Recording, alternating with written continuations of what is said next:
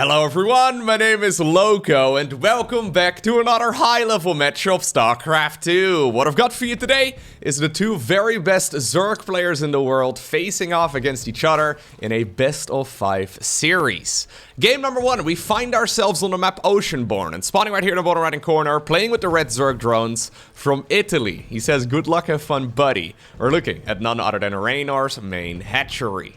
His opponent in the opposite corner, playing with the blue Zerg drones. He's from Finland. He's a stone-cold killer, actually, not responding to his opponent either, which is... Alright, that's something you can read into. We're looking at none other than Serral's main hatchery.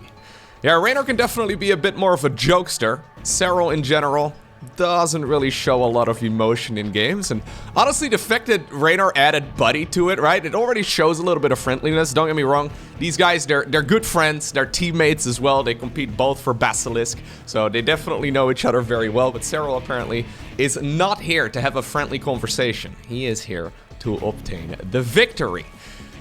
Now, historically speaking, Serral's Zerk vs Zerk has been his worst matchup.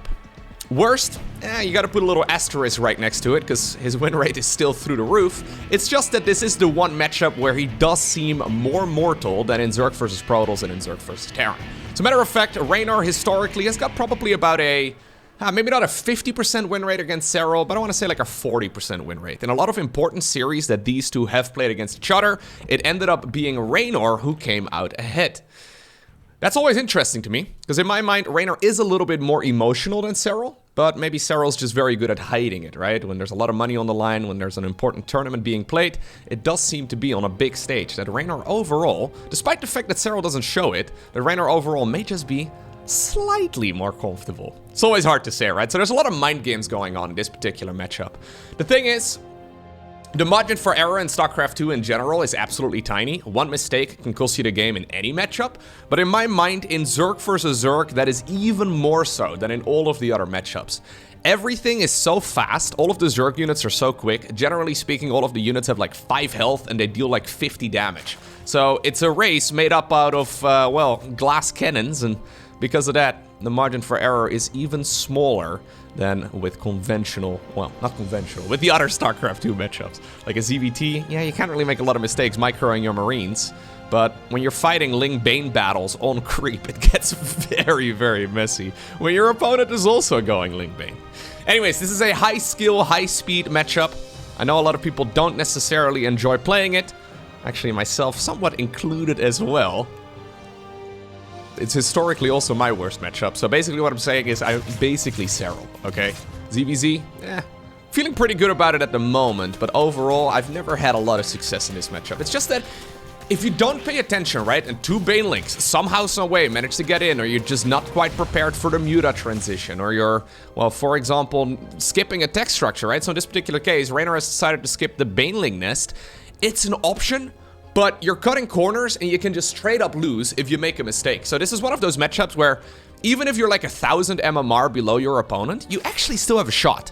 Like, there's a lot of cheeses you can execute that can definitely catch the opponent off guard. Now, Metabolic Boost is gonna finish up here for Reynor a little bit later than Serral's did. Serral now making a couple of defensive Banelings at home. He has scouted his opponent's third base as well. Roach Warrens are coming, but the Roach Warren right here for Reynor is much quicker. And now he's getting the Baneling Nest after this.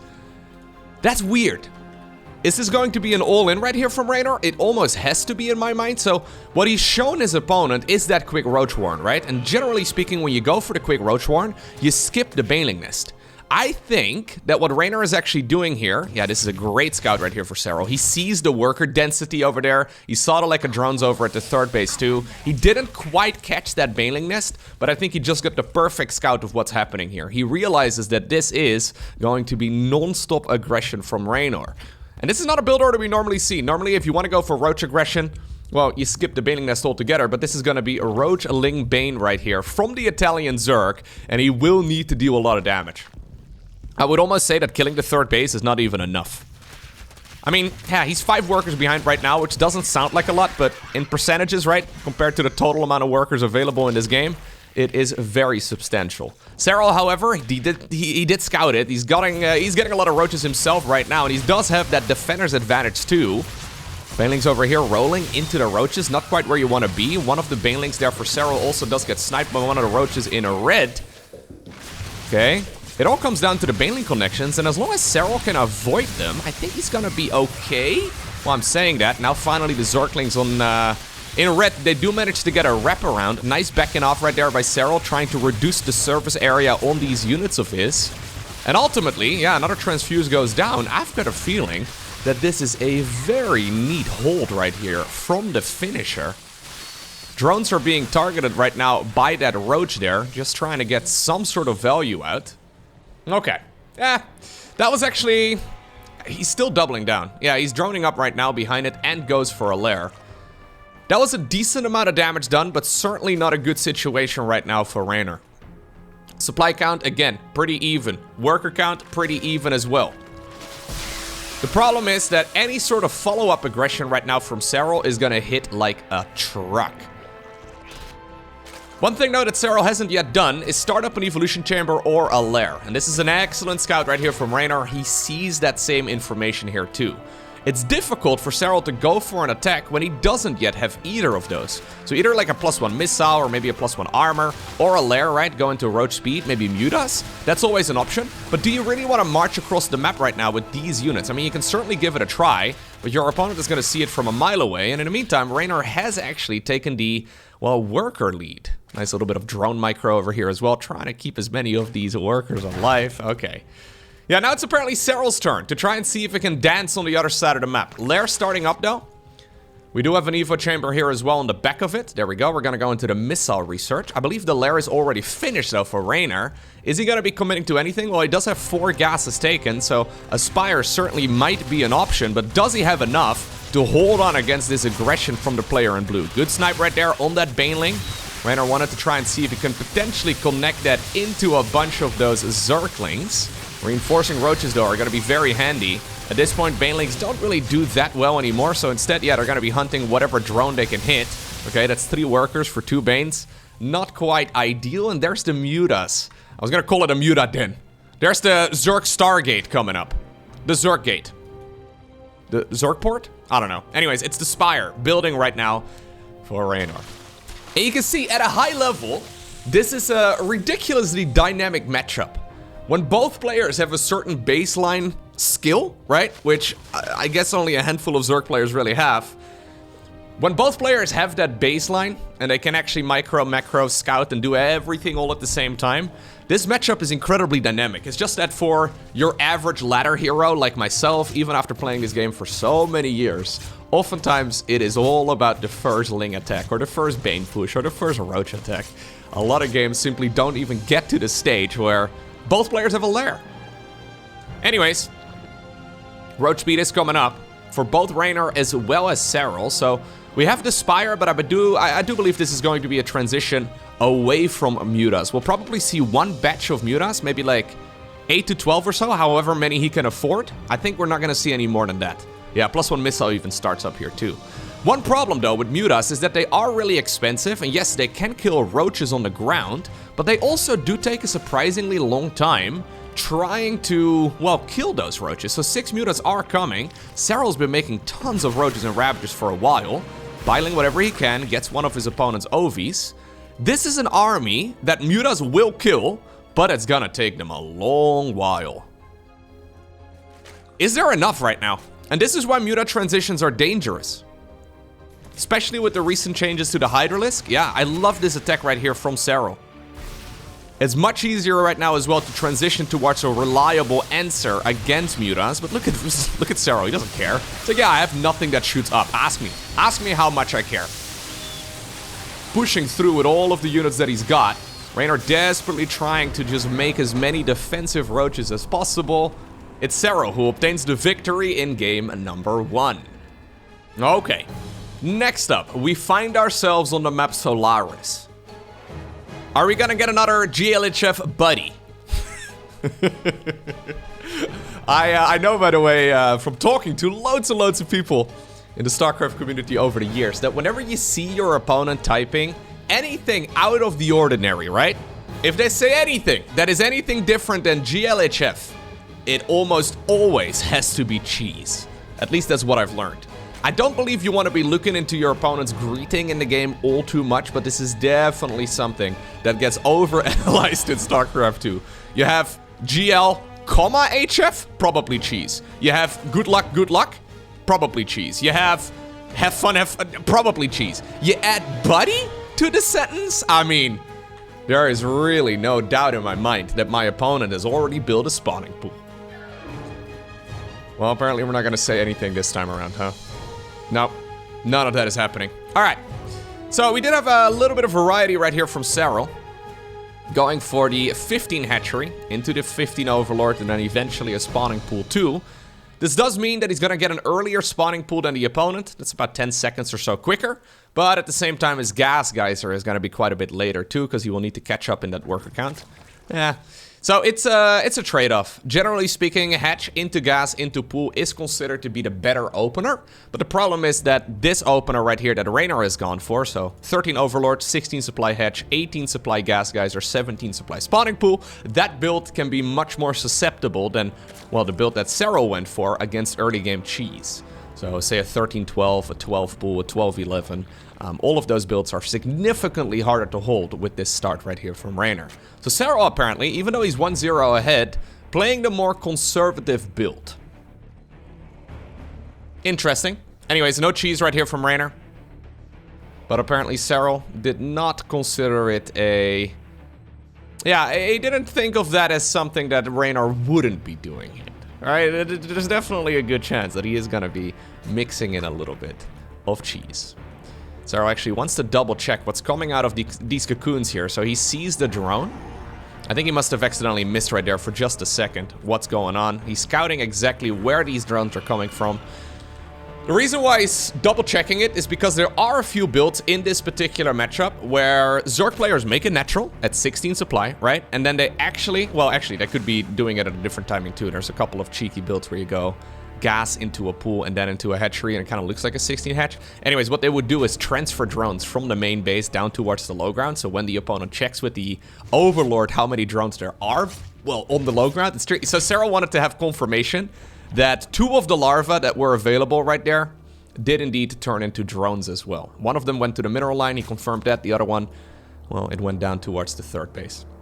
So there's a lot of scouting info in this matchup, and I'm hoping I'm doing a decent job explaining it, but there's a lot of almost like hidden scouting information that you get in this matchup. Just by confirming one build, it also automatically means that other builds are not happening. And it's the little things that make all of the differences in, well, all StarCraft matchups, but again, in particular in this one. Serral making a ton of links, by the way. He's the one skipping the Baneling Nest this time around. Well, we can say that as well right here, though, for Reynor. He's going for, okay, +1 missile, Roach Warren Lair, skipping the Baneling Nest altogether. That does make me a little concerned right here for this third base.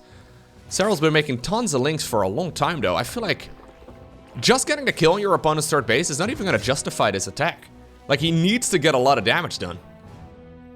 I don't see how Reynor is going to be able to hold on, but I think just giving up on the third base, if that's even going to be the target. No, okay, that's not going to be the target. I was going to say, because we're talking 27 versus, well, now 39 workers. Roach Warren gets targeted. Beautiful pull right here on these queens, though. One of them in the wall off. She doesn't have enough energy for a transfusion. High energy queens in the back. Re-walling here is Reynor. Roach Warren does fall. Third base is going to fall as well. But is that good enough? The problem right here for Reynor is that any timing attack that he wants to do has been thrown out of the window. The main reason to go for a quick lair is to be able to go for that Roach speed upgrade. Yeah, so he instead now decides to spend his gas on a Spire, which makes a lot of sense. Normally the +1 missile upgrade can be lined up quite nicely with the Roach speed, although not with this particular start here, but it would at the very least not be that out of sync. It's an interesting situation here for sure. So Reynor's like, you know what? I guess I'm playing 2-base now. I will still be going Roach Muta, but I'm just doing so in a bit of a different order. Serral in the meantime now trying to catch up in that worker count, and this is really the first time that he matches his opponent's economy once again. So, yeah, an expensive set of snipes right there for Serral, and I'm not entirely sure if I'm in love with it. +2 missile here, nice and quickly. Definitely before the opponents. Serral right now finishing up his own lair. He's running around a bunch of links here inside of the main base in case it would be a Nidus network, but I guess it's not. Looks like the links actually managed to get the council here on that attempted third base once again. Not the end of the world though for Reynor. He is going to be preparing resources right now to go into Mutas regardless. Brenda is still in the wall off. Look at that hero. Okay, no, sorry. There's no Protals in this game. But look at it. Ah, no. Although, to be fair, in Hero's defense, the queens are never part of the all-army hotkey. Spire is likely gonna get scouted here by Serral. Mutas, however, are already coming. There he is. Spire, indeed, has been spotted. Link still dancing around. Apparently, the first order of business here is to go into a round of additional queens. Okay. So Serral not entirely convinced that this is going to be a heavy commitment into Mutas. The thing is, yeah, there's all these Evo chambers at the front. I was gonna say, it's very tempting to just start up a bunch of upgrades in them. Otherwise, it kind of feels like a complete waste. So, yeah, we are gonna go for Spore Crawlers, but we're not rushing them out. Just using the Queens right here for mobile defense, and that's about it. We don't see an Infestation Pit, we don't see a Hydralisk Den, we have none of that. Lovely contamination there, actually. Reynor making sure that his opponent cannot do an attack like the one that we saw in the previous game. Don't think Serral really wanted to go for that in the first place, but delaying that roach speed just for a little while. Lovely stuff. Probably the least used ability in all of StarCraft. Zerking's actually still getting a bunch of value in. It's actually so powerful. I think once upon a time, we're gonna look back. Ooh, yeah, no, that's gonna be a council too. We're gonna look back at the Overseer ability, Contamination, and we're gonna wonder why we didn't see it literally every single game. There used to be a meta a very long time ago where Zerks would be able to go, I want to say 6 Overseers, and they figured out that they would be able to accumulate energy fast enough to essentially perma-block an upgrade. Cool idea. Never really that effective though, but I do feel like it's one of the most underutilized upgrades in the game for sure, because if you scout your opponent's timing, you're going to be able to effectively delay it. Now, what in the world is this? Serral going for the March of the Overlords. Look at that. Creating a creep highway so the queens can join in the fray as well. Knocking down all of the rocks along the way too to create a path straight towards the opponent's side of the map. Reynor sees this coming in, but he decides to evacuate the drones already. This is such a cool attack here. All of those queens are going to be able to make use as well of that speed circle if they decide to, yep, step into it. Never have I ever seen a queen move around that quick. This base is super dead. Really nothing that can be done. In the meantime, though, Muta's trying to get some worker damage done on the other side of the map. Serral decides to jump his opponent's army rather than finish off that base. He gets the wraparound on all of those roaches and ravages in red. And Serral is looking absolutely comfortable, right? He's looking dominant in this series so far. Yeah, this is not an easy game, don't get me wrong. But he seems to be strategically a step or two ahead of the opponent every single time so far. Now, this is still a real-time strategy game, right? So you're both playing at the exact same time. So again, the margin for error. There's a lot of things that can go wrong, but he's doing a phenomenal job just controlling the pacing of the match. There it is. GG is called, and Serral wins another match. Alcyone is going to be our third map in this series, and would you look at that? Serral. Okay. He has opened up the big book of Zerk cheeses, huh? Yep, we're going to be going for a 12 pool. I think the main criticism that people have ever had of Serral is that he's too predictable. So he's very good. He's the best. I'm just gonna say it. He's the best when it comes to playing straight up StarCraft 2.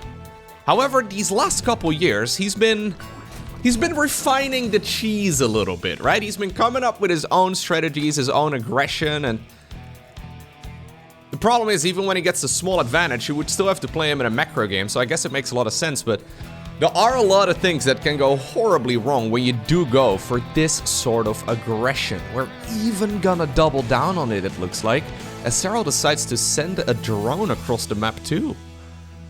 I thought this was gonna be like a 12 pool into maybe like a 17 hatch or something like that, but that's not the case. Reynor has shown us a 16 supply hatchery first every single game of this series so far. Every single of the 2 games.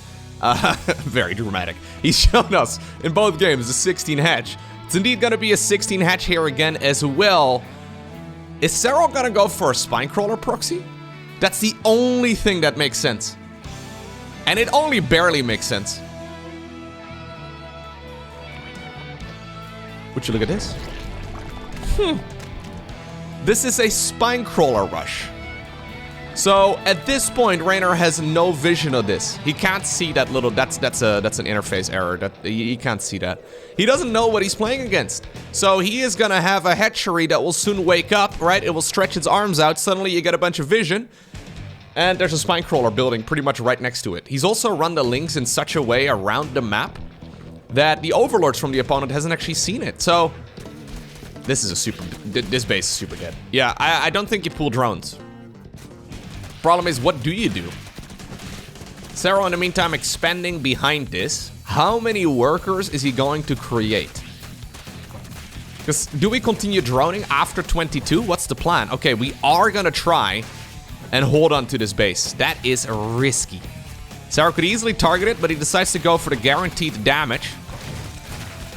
How many drones can he get? Huh? I'm not in love with this drone pool, but I also don't think it's awful. Yeah.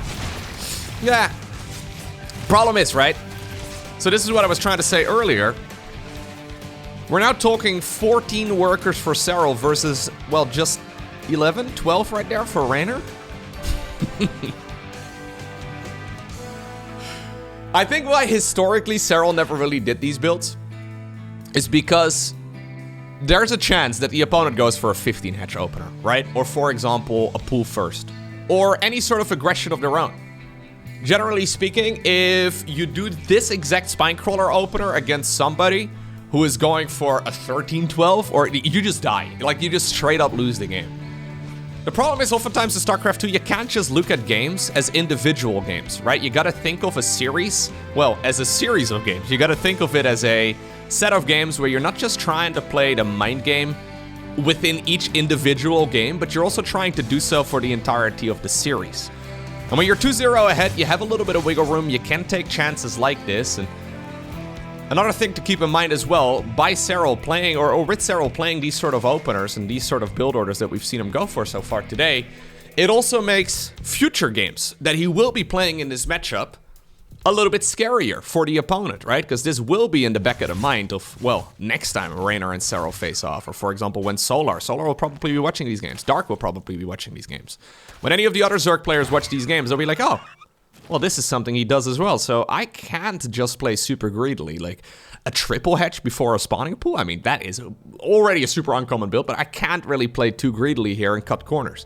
So there's a lot of reasons, even when in an individual game, the cheese might not work, why you want to still go for cheese occasionally as a pro player. Okay, so Reynor decides to try and play catch up. Serral actually sees this coming in from a mile away. He spots that these drones, have gone through that little mineral field, and he is going to be able to, well, scout this nice and quickly. Lynx decide to hide off to the right side here. Lynx and Red now, right now coming in as well. Okay.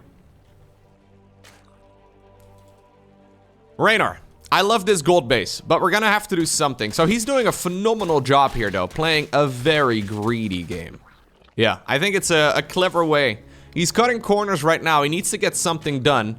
He decides to transfer drones to watch that third. Serral, in the meantime, going into a much more conventional follow-up. There's still no third base taken here for the finisher either, so he certainly planned some sort of follow-up aggression. It's just that Reynor actually now finds himself with, well, an economy lead, right? Considering the early game, I don't think that's bad at all, yeah. So Serral there for quite a while, leading the income. This is when the original 12 drones were still around for Serral, and that's when Reynor essentially had to pool his workers, lose a bunch of them, gave the opponent the advantage. Anyways, now Reynor, look at that, skyrocketing ahead when it comes to the income. Queens over here get caught, that's huge! Yeah, they can transfuse each other, sure. Serral's been preparing Zerklings for a while. These are slow links. They were supposed to be a surprise. That is a uncharacteristic error. Yep. He was saving up Zerklings. He wanted to go for a link flood. But right now, Reynor is going to be able to see this coming in from a mile away. Drones, I guess. Yeah, I've mined out those minerals too, so maybe there's another way to get across the map. Okay. So what are we gonna do now? Fourth hatchery coming up here for Reynor. Couple drones here are in at least a little bit of trouble. Queen at the same time also under threat. I love the positioning here. That's these two links that hit off to the right side a while ago, I'm sure. 9 workers were killed, but none were added to the total that was already, well, there earlier on. Lings over here as well, not finding a lot of damage though. Reynor trying his very best to, even though he sees this coming in, he's trying his very best to get work done. A couple overlords here misrallied. Mistakes are being made right here by the Italian Zerg. Even though he scouted exactly what he needed to know. He's not quite getting done what he was aiming for. Now he will be able to finish up the +1 carapace upgrade, so that will make his Zerglings, at least in Ling Bane battles, a little bit more resilient. At the same time though, +1 missile is already finished for Serral. Not adding on any roaches just yet, but once they come out, it'll be a very dangerous thing for sure. Reynor now forced to re-wall himself in over here because there's tons of Zerglings knocking on the front door. Banelings apparently decide to just bust through that wall, but Serral looks at it once, he looks at it twice, he's like, you know what, I'm not gonna actually double down on that aggression. Instead, I'll be leaning into my own third base, and he starts droning again. I wonder if this third could have been killed. I guess it's now a third base. It was technically the fourth. Queen's over here. Oh, that's a sandwich. Beautiful. Honestly, beautiful play. I know every single time I cast the Serral series, there's at least one guy in the YouTube comment section who says that I'm a fanboy. And you're probably right. The thing is, I'm a fan of high-level StarCraft. I don't really care that much about individual players, honestly.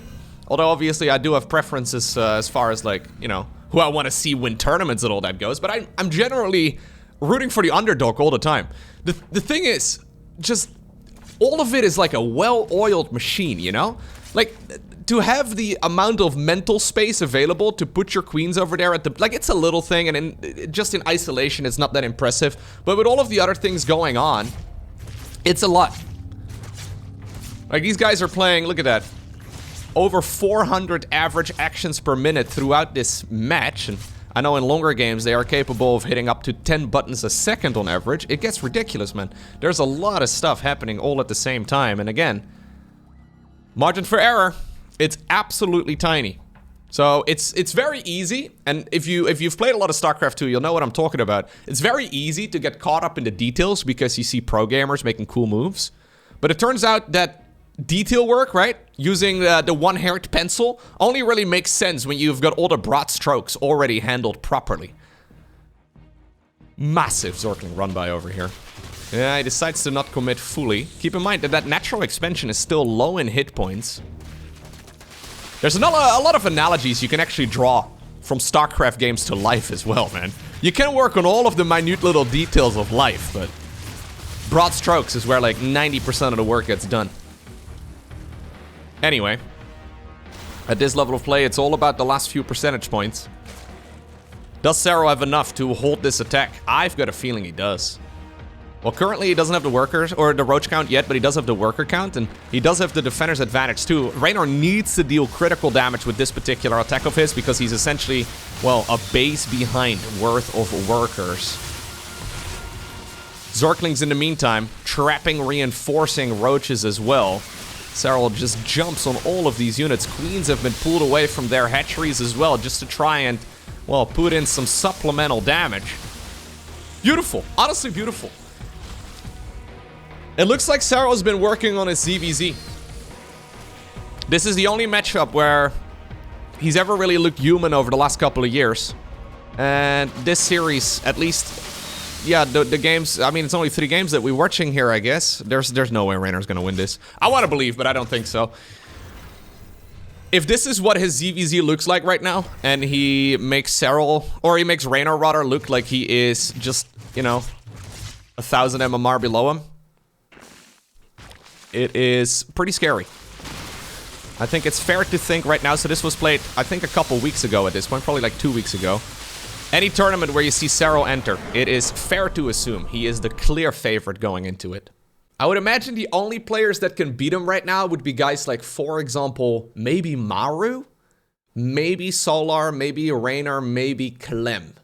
But that's it, and I think I'm probably favoring Serral like, I don't know, 80% against all of them right now.